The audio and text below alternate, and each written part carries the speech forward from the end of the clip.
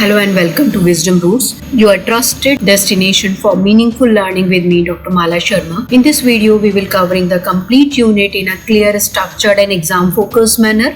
This session is especially designed to help students understand key concepts, important definitions and essential topics in a simple and effective way. By the end of this video, you will have a strong understanding of entire unit blockchain technology along with clarity on important points that are frequently asked in examination. So keep your notebook ready, stay focused and let's begin this learning journey together. Yes, आज हम बात करेंगे blockchain technology की. Blockchain that is digital ledger reshaping trust. Simple word में blockchain एक decentralise और distributed digital ledger है. Data एक जगह स्टोर नहीं होता है बल्कि मल्टीपल कंप्यूटर जिसको हम नोड्स कहते हैं पर स्टोर होता है. इजी एग्जांपल है गूगल डॉक जैसा सिस्टम. सब देख तो सकते हैं पर कोई सीक्रेटली चेंज नहीं कर सकता. Stored in a block. Her transaction को एक ब्लॉक में स्टोर किया जाता है. हर ब्लॉक का एक यूनिक आईडी जिसको हम हैश कहते हैं होता है. ये डेटा का सिक्योर पैकेट होता है. Linked in a chain. Block एक दूसरे से क्रिप्टोग्राफिकली कनेक्टेड होते हैं. इसका मतलब है एक ब्लॉक दूसरे से लिंक्ड होता है. अगर कोई एक ब्लॉक चेंज करे पूरा चेन डिस्टर्ब हो जाता है. इसीलिए हम कहते हैं block plus chain is called blockchain. Shared everywhere. Blockchain की कॉपीज हजारों कंप्यूटर्स में होती हैं. No single point of failure. कोई भी पॉइंट फेल नहीं होता. सबसे ज्यादा सिक्योर और रिलायबल है ये टेक्नोलॉजी. रियल टाइम हम एग्जांपल की बात करते हैं. बिटकॉइन नेटवर्क में दुनिया भर के कंप्यूटर्स ट्रांजैक्शंस वेरीफाई करते हैं. Let's discuss the key features of blockchain. चलिए सिंपल लैंग्वेज में समझते हैं. Key features of blockchain. Decentralise. Blockchain में कोई सिंगल अथॉरिटी नहीं होती है, उसको हम डिसेंट्रलाइज कहते हैं. इसको हम और अच्छे से समझते हैं. कोई एक बैंक या सर्वर कंट्रोल नहीं करता है. कोई भी इसको कोई भी रेगुलेटिंग बॉडी इसको कंट्रोल नहीं करती है. फिर हम बात करते हैं इम्प्यूटेबल की. एक बार डेटा रिकॉर्ड हो गया उसे चेंज या डिलीट नहीं किया जा सकता. इसका मतलब जो रिकॉर्ड हो गया वो हमारा परमानेंट रिकॉर्ड है. स्ट्रॉन्ग ऑडिट ट्रेल है. लेट्स डिस्कस ब्लॉकचेन में सब ट्रांजैक्शंस विजिबल होते हैं. इसका बेनिफिट ये होता है कि ट्रस्ट बिल्ड होता है. सब पार्टिसिपेंट हिस्ट्री देख सकते हैं. इसका एग्जांपल है बिटकॉइन. ब्लॉकचेन में आप हर ट्रांजैक्शन पब्लिक लेजर में देख सकते हैं. Now let's talk about the secure. Blockchain में एडवांस क्रिप्टोग्राफी यूज होती है. इसका क्रिप्टोग्राफी हम ऑलरेडी पहले बात कर चुके हैं. क्रिप्टोग्राफी का मतलब है जहाँ पे हम अलग अलग तरह से किसी भी लैंग्वेज किसी भी टेक्स्ट को इनकोडेड करते हैं. डेटा इनक्रिप्टेड होता है. इसको इनक्रिप्शन भी बोलते हैं. अनऑथराइज एक्सेस मुश्किल से हो पाता है यानी कोई अनऑथराइज एक्सेस इसको नहीं कर सकता है. Yes, this was the key feature of blockchain. चलिए जानते हैं ब्लॉकचेन की origin story step by step. Blockchain directly bitcoin से शुरू नहीं हुआ. सबसे पहले एक प्रॉब्लम थी कि किसी डॉक्यूमेंट का प्रूफ कैसे दें कि वो एक स्पेसिफिक टाइम पर एग्जिस्ट करता था, वो भी बिना किसी सेंट्रल अथॉरिटी के. That means without any bank, without any government. इसी प्रॉब्लम को सॉल्व करने के लिए क्रिप्टोग्राफी बेस्ड सॉल्यूशन डेवलप हुए. Now let's discuss one by one.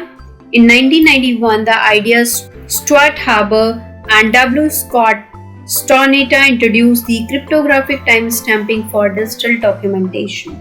Stuart Haber and W. Scott Stornetta ने इंट्रोड्यूस किया क्रिप्टोग्राफिक टाइमस्टैम्प. डिजिटल डॉक्यूमेंट को secure timestamp देना ताकि कोई डेटा चेंज ना कर सके. एग्जाम्पल जैसे आज आप किसी रिसर्च पेपर या लीगल डॉक्यूमेंट का प्रूफ रखना चाहते हैं कि वो कब बना था, यही ब्लॉकचेन की फाउंडेशन बनी. 2008 the white paper Satoshi Nakamoto published the Bitcoin white paper proposing a trustless peer-to-peer system. 2008 the white paper Satoshi Nakamoto ने Bitcoin का white paper publish किया. अब आप ये सोच रहे होंगे कि white paper publish क्या है. White paper is an authoritative, in-depth and evidence-based report published by the organization or the government to educate readers, outline solution to specific problem or advocate the particular methodology. Yes, इनके key idea थे peer-to-peer system, no bank needed, trustless transaction. 2009 Bitcoin officially launch हुआ. पहला real world blockchain application no intermediaries, और आज ये global financial system को transform कर रहे हैं। Now let's discuss the evolution of blockchain 1.0 versus 2.0। Blockchain से क्रिप्टोग्राफिक इरा, ये था क्रिप्टोकरेंसी इरा। फोकस था इसका peer to peer digital payments पर। इसमें बैंक इन्वॉल्व नहीं थे, डायरेक्ट ट्रांजैक्शंस पॉसिबल था। इसका बहुत बड़ा एग्जांपल है बिटकॉइन। ब्लॉकचेन 2.0 2015 स्मार्ट कॉन्ट्रैक्ट इरा, ये ड्यूरेशन स्मार्ट इरा का रहा है। इथेरियम ने इंट्रोड्यूस किया गया। Programmable agreements, automatic execution, no manual intervention.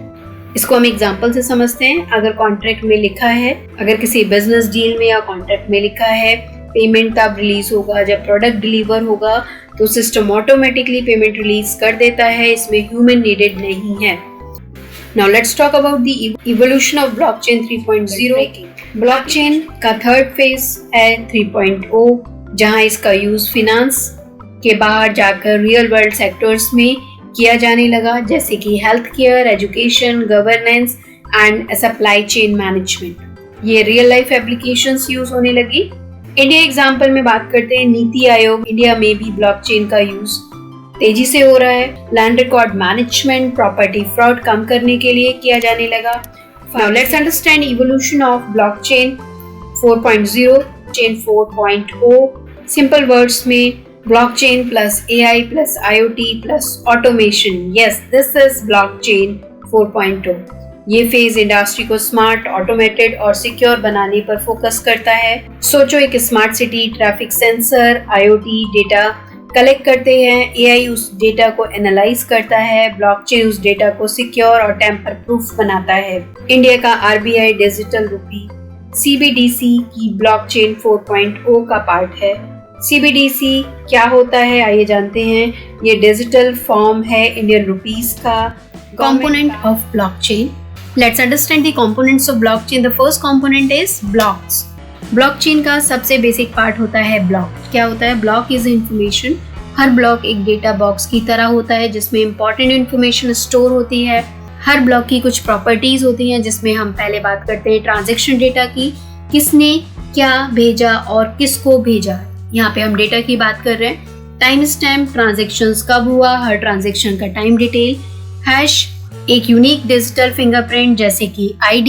हर ब्लॉक अपने प्रीवियस ब्लॉक से कनेक्टेड होता है यूजिंग हैश, इसीलिए एक स्ट्रॉन्ग और अनब्रेकेबल चेन बन जाती है, जोड़कर एक स्ट्रॉन्ग चेन बनाता है। Now let's understand nodes, the second component of blockchain. Blockchain network में नोड्स बेसिकली कंप्यूटर होते हैं, एक दूसरे से कनेक्ट रहते हैं। ये नोड्स मिलकर डेटा को मेंटेन करते हैं, ट्रांजैक्शंस को वैलिडेट चेक करते हैं।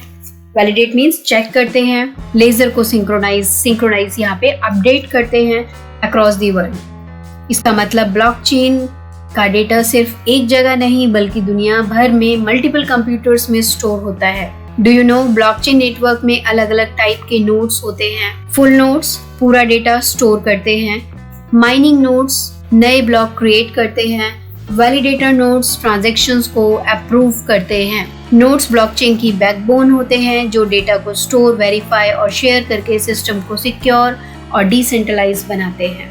Now let's understand the third component, that is distributed laser. Distributed laser एक शेयर डेटाबेस होता है जो नेटवर्क के सभी पार्टिसिपेंट्स के पास एक साथ अवेलेबल होता है। इसमें कोई सिंगल ओनर नहीं होता है, कोई सेंट्रल अथॉरिटी नहीं होती है, सब लोग एक ही डेटा को साइमल्टेनियसली एक्सेस कर सकते हैं। इसका मतलब ये है डेटा किसी एक कंपनी या सर्वर के कंट्रोल में नहीं होता है, सबके पास उसकी कॉपी होती है। Yes, this is called distributed laser. इसके की फीचर्स हैं ट्रांसपेरेंसी, हर ट्रांजैक्शन नेटवर्क के सभी पार्टिसिपेंट्स को विजिबल होती है, इससे फ्रॉड या मैनिपुलेशन का रिस्क काफी कम हो जाता है। डिस्ट्रीब्यूटेड लेजर एक शेयर्ड सिस्टम है जहां डेटा सबके पास हो, इसलिए ये ट्रांसपेरेंट, सिक्योर और ऑलमोस्ट अनब्रेकेबल होता है।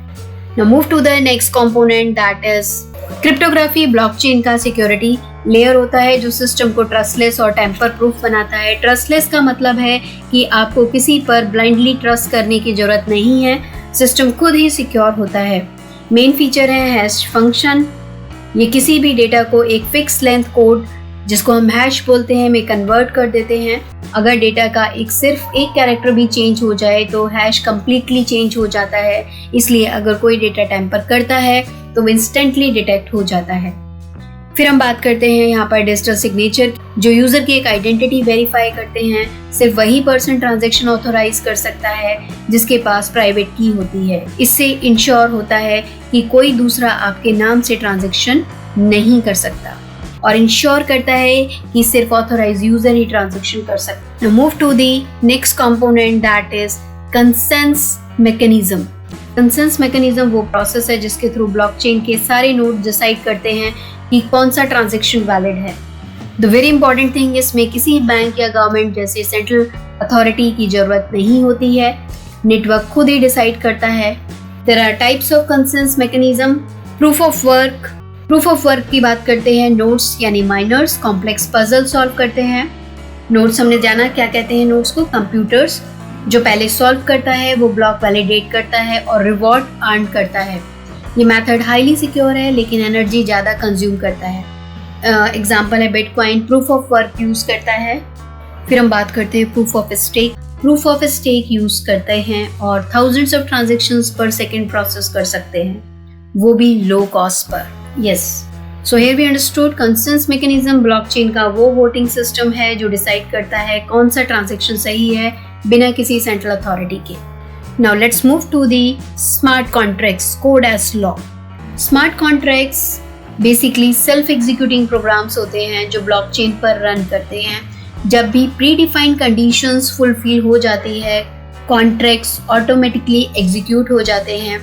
किसी भी middleman की आवश्यकता नहीं होती है, जैसे बैंक, लॉयर और एजेंट। इसको और अच्छे से समझते हैं। सोचो आपने एक ऑनलाइन एग्रीमेंट किया है, अगर आपके गुड्स डिलीवर हो गए हैं तो पेमेंट रिलीज हो जाएगा। ट्रेडिशनल सिस्टम में बैंक एजेंट वेरीफाई करेगा, टाइम लगेगा, फिर पेमेंट ट्रांजैक्शन होगा। तो यहाँ पे सिस्टमैटिकली काम करता है blockchain. Smart contract delivery confirm होते ही पेमेंट ऑटोमेटिकली रिलीज करता है। No delays, no human intervention. Key features are eliminate intermediaries, बीच का कोई इंटरमीडिएटरीज नहीं होता। कॉस्ट इफेक्टिव हो जाती है technology. Instant execution, second minutes में काम हो जाता है। So smart contracts, if condition is true, action automatically execute. Now let's move to the next component, that is wallet, your digital key ring. Normally समझते हैं कि ये क्रिप्टो स्टोर करता है, लेकिन रियलिटी में वॉलेट कॉइन्स स्टोर नहीं करता है। ये सिर्फ keys public and private store करता है जो प्रूफ करती हैं कि आप ऑनर हो। सिंपल एग्जांपल से समझते हैं। सोचो आपका क्रिप्टो एक लॉकर में है ब्लॉकचेन पर। वॉलेट क्या करेगा अब यहाँ पर, तो उसको समझते हैं उस लॉकर की चाबी आपको देता है। अगर चाबी है आप एक्सेस कर सकते हैं, अगर उसकी की खो गई है लॉकर हमेशा के लिए बंद हो जाता है। Yes, this is the wallet. Types of की, द वन इज पब्लिक की, रिसीव करने के लिए बैंक अकाउंट नंबर जैसे होता है, इससे आप दूसरों को शेयर कर सकते हो। इस पर लोग आपको क्रिप्टो भेजते हैं। एग्जाम्पल, आपके फ्रेंड को अगर आप बोलते हैं कि मुझे बिटकॉइन भेजिए, तो आप अपनी पब्लिक की वॉलेट एड्रेस शेयर कर सकते हैं। प्राइवेट की, secure and most important, ATM pin या पासवर्ड जैसा होता है, कभी किसी के साथ शेयर नहीं करना होता है। यह ट्रांजैक्शन ऑथोराइज करता है। एग्जाम्पल, आप किसी को क्रिप्टो भेजना चाहते हो, प्राइवेट की यूज होगी कंफर्म करने के लिए। रियल वर्ल्ड एग्जाम्पल्स को समझते हैं यहाँ पर। मेटामास्क वॉलेट इथरनम बेस्ड वॉलेट है। ये browser extension and mobile app दोनों में अवेलेबल है। मेटामास्क के 30 million plus user world wide हैं। यस, लोग इसे डीफाई, एनएफटी और क्रिप्टो ट्रांजैक्शंस के लिए यूज करते हैं। इंडियन एग्जांपल समझते हैं। वजीरेक्स वॉलेट इंटीग्रेशन इंडिया का पॉपुलर क्रिप्टो एक्सचेंज है, यूजर्स को वॉलेट फैसिलिटी प्रोवाइड करता है। इंडिया में millions of user WazirX use करते हैं डिजिटल एसेट मैनेज करने के लिए। So let's understand the quick summary of all 7 component blockchain's power comes from all components. So here we understood the 7 components of blockchain. I hope you understood. Let's understand by this diagram, by this example. Now let's understand type of blockchain system. Blockchain सबके लिए same नहीं होता है। कुछ network completely open होते हैं और कुछ controlled होते हैं। चलिए इजी एग्जाम्पल के साथ इनको समझते हैं। The one is public, open and transparent. Now let's understand one by one. Public blockchain एक ओपन नेटवर्क होता है जहां कोई भी ज्वाइन कर सकता है, कोई परमिशन नहीं चाहिए होती है, ना कोई रेस्ट्रिक्शंस होते हैं। डेटा रीड कर सकता है, डेटा राइट कर सकता है, सब ट्रांजैक्शंस देख सकते हैं। इसका मतलब फुली ट्रांसपेरेंट एंड डिसेंट्रलाइज। इसकी एग्जांपल है बिटकॉइन, इथेरियम एंड पॉलीगन। की इफेक्ट्स आर हाई सिक्योरिटी, क्योंकि नेटवर्क डिसेंट्रलाइज होता है, डेटा एक जगह नहीं होता बल्कि थाउजेंड्स ऑफ कंप्यूटर, जिनको हम नोड्स भी कहते हैं, पर स्टोर्ड होता है। ट्रांजैक्शन स्पीड स्लो हो जाती है। रीजन है कंसेंसस प्रोसेस, सब नोड वेरीफाई करते हैं इसी रीजन की वजह से। इंडिया के developers specially Ethereum and polygon ecosystem में दुनिया के टॉप कंट्रीब्यूटर्स आते हैं। So public blockchain is open plus transparent plus secure but थोड़ा slow. Now let's move to the next, that is private blockchain. Private blockchain एक close network होता है जो एक ऑर्गेनाइजेशन कंट्रोल करती है। यहाँ सिर्फ अप्रूव्ड लोग, ऑथराइज्ड यूजर ही एक्सेस कर सकते हैं। हर कोई ज्वाइन नहीं कर सकता है, सिर्फ परमिशन वाले लोग ही डेटा देख और अपडेट कर सकते हैं। इजी एग्जांपल से इसको समझते हैं। कंपनी का इंटरनल सिस्टम, ERP या डेटाबेस सिर्फ एम्प्लॉय लॉगिन कर सकते हैं, बाहर के लोग उसको एक्सेस नहीं कर सकते हैं। ये है कॉन्सेप्ट प्राइवेट ब्लॉकचेन। कंपनीज के लिए बना एक पावरफुल प्राइवेट ब्लॉकचेन प्लेटफॉर्म है।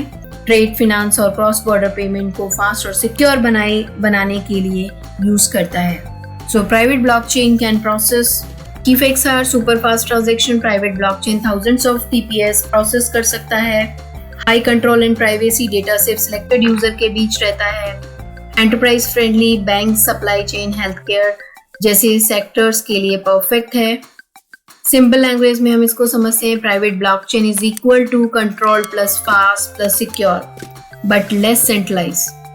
Now move to the third type, that is hybrid blockchain. Hybrid blockchain एक ऐसा सिस्टम है जहां पब्लिक प्लस प्राइवेट दोनों फीचर्स को कंबाइन करता है।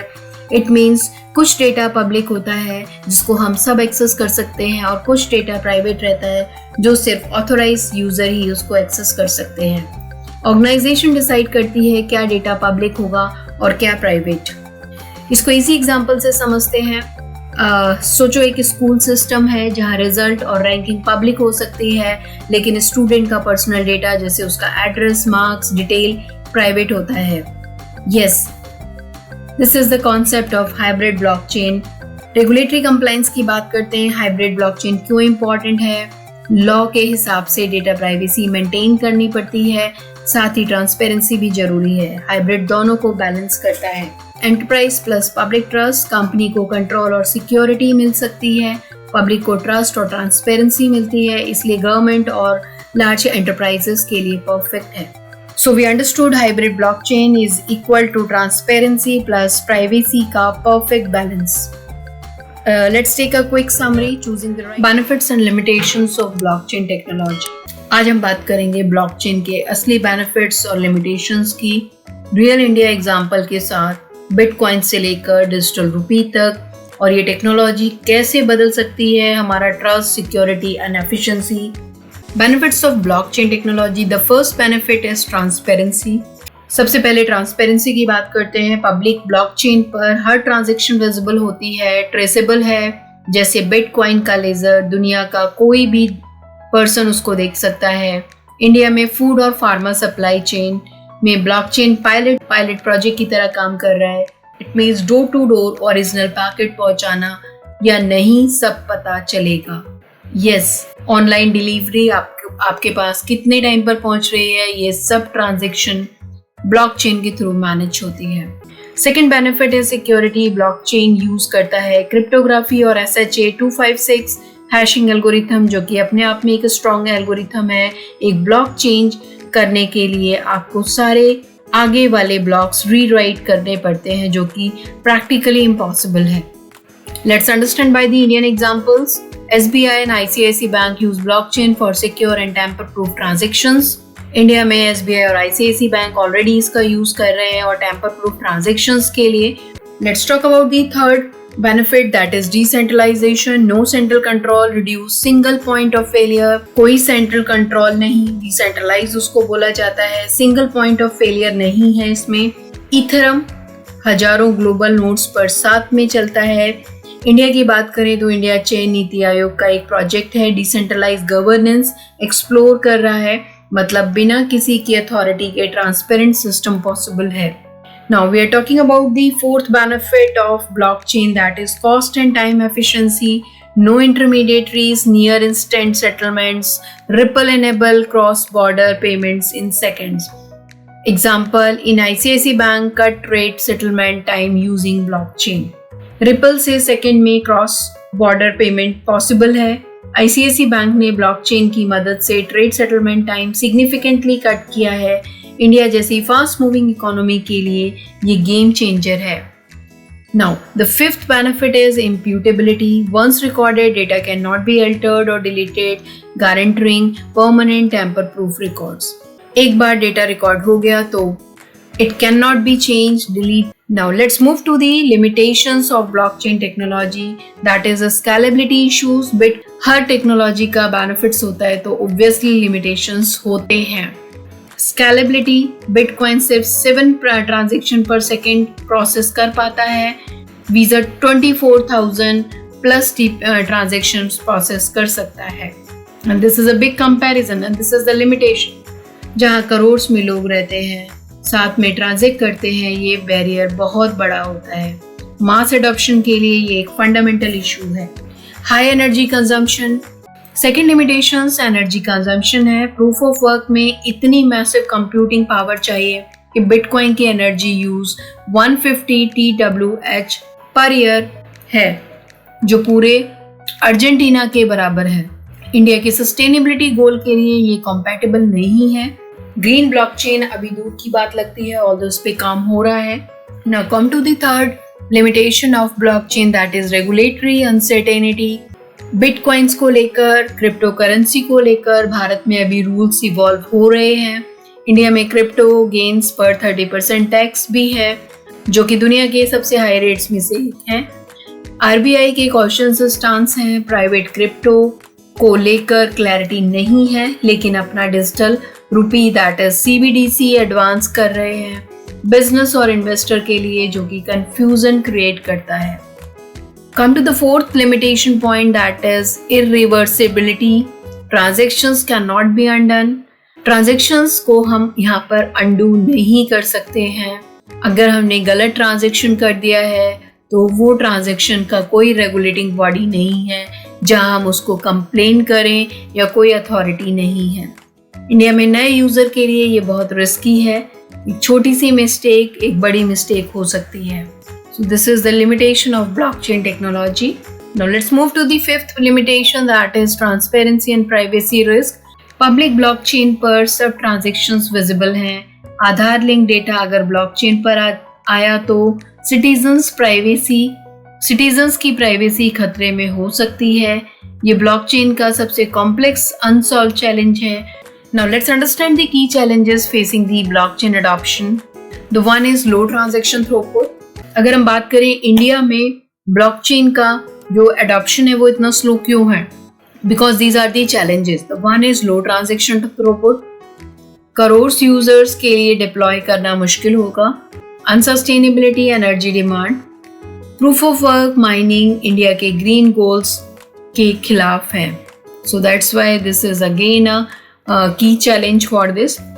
Workforce and awareness gaps, blockchain experts, limits, policies and unclear. Indian context में हम एक फैक्ट की बात करते हैं यहाँ पर। Despite being a top 5 country in global crypto adoption, India's largest scale institutional blockchain deployment email limited due to the policy ambiguity. India's largest scale institutional blockchain deployment remains limited due to policy ambiguity. So these are the 3 challenges: low transaction throughput, unsustainable energy demand, workforce awareness gap. Now discuss the opportunity. Yes, opportunities are there where blockchain can transform India. The one is transparent governance. लेकिन opportunity भी बहुत बड़ी है।